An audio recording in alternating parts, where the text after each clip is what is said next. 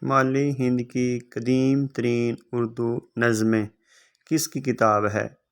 مسعود حسن رضوی ادیب کی یہ کتاب ہے اور اس کو اظہر مسعود رضوی نے تالیف کیا ہے۔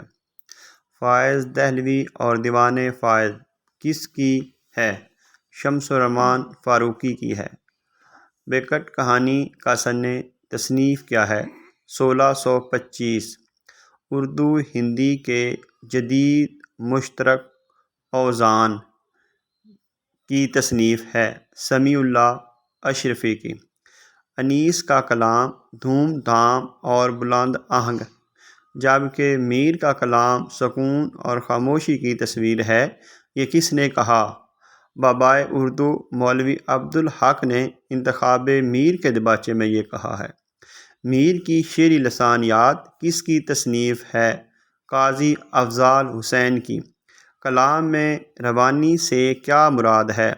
کلام میں روانی سے مراد ہے کہ کلام کا ہر جز یعنی لفظ ایک دوسرے سے اس طرح ہم آہنگ ہوں کہ صوتی لحاظ سے کوئی لفظ بھی اجنبی محسوس نہ ہو۔